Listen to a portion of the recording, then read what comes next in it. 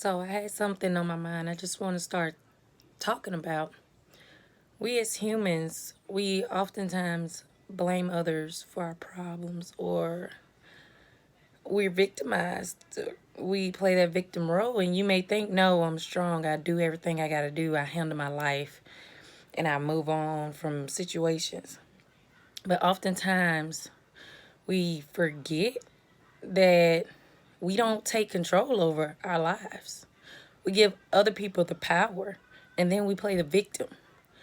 And what I mean by that, I'm pretty sure everyone can recall when you've been in a relationship or when you have bad things go south in your life, and then you do things to fill a void, whether it's drink alcohol, whether it's get on your phone and scroll, whether it's watch TV, whether it's just ignore it and put a block or run away. My thing is, I know you probably said, well, I'm this way because my parents was this, and that, or he or she did this, and that to me, or he made me angry, or she made me sad, or he made me cry, or she made me cry. No, you made yourself, well they may have caused you to have that emotion, but your reaction is all your fault. What you did in that moment is all your fault.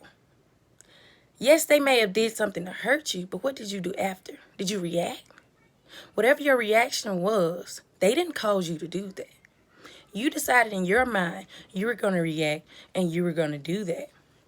So at that moment, at that point in time, you were not in control of your life. You gave somebody else your power. And oftentimes we can have bad situations happen to us, whether it's through childhood, whether it's through relationships, whether it's through friendships, whether it's through business problems or issues.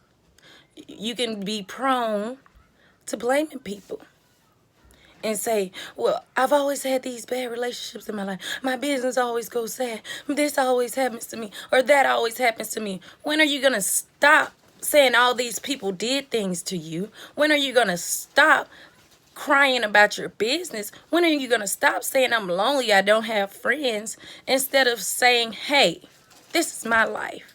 I decide today I'm going to take control. I'm going to do something about it. No more will I let bad people come into my life. No more will I cry about it. Because in the beginning, I'm pretty sure you could think about times when your business was going wrong, or you maybe have that feeling or that intuition, hey, this isn't a good choice. In those situations, that was a red flag for you to say, hey, I'm going to do something different and not act on my emotions. I'm going to think about this situation. Oftentimes we can think about emotions and we can feel some type of way, and then we'll act off feelings. But you hear that little voice, that inner voice telling you, hey, don't do that. Do this instead. But oftentimes we drown that out from what we want. We go for what we want. You drown that little voice out and you go for what you want instead of what you need. So I challenge you today. Next time you have that feeling where you're reacting out of fear, or you're reacting out of anger, or you're reacting out of sadness, just stop and say, hey, what do I really want in my life? Because oftentimes, yes, you may be in a bad situation, but oftentimes those situations may not be so bad. And if you just go out of that pity mode for just a second, or go out of those feelings for just a second and think intellectually. I might have said it wrong. I'm sorry, y'all. But just think about it. Y'all get what I'm saying. Just think about it. Your situation. Do you want something good from that situation?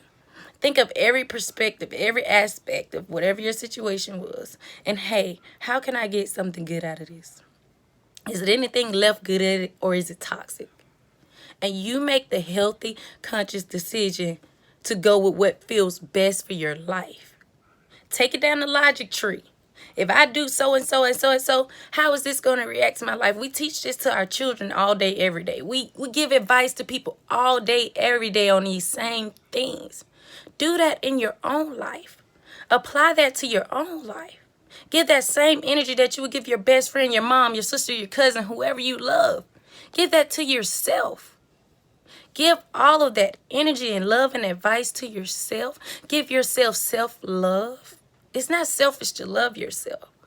It's not selfish to think for yourself and what's best for your situation. Because as human beings, we are often prone and programmed to act out of fear, or to act off in a way that's going to protect us. And sometimes that's not the right way to go. Sometimes we could work out our situation that'll work best for us if we would just stop and think. Stop and think. I'm pretty sure all those times something went wrong in your life, if you had no control over it, I understand that. But those situations where you had a little bit control and you saw it was a cycle and you didn't acknowledge it for a cycle and put an end to it and make a conscious decision, say, hey, I'm not going this route no more. This is my life. I'm taking control. I want a new route. Not until you fully put that in your mind that, hey, this is my life. I am in control. You're going to be victimized. You're going to think people's out to get you. You're going to think the world is a bad place. But I'm here to tell you the world is a good place. The world is your playground. Y'all, that's all I had to say today. This is my first time making a video like this, but it's been on my heart heavy to just talk to people. I love y'all. My name is Angela Matthews. If you would like to talk to me, you're welcome to. Good day.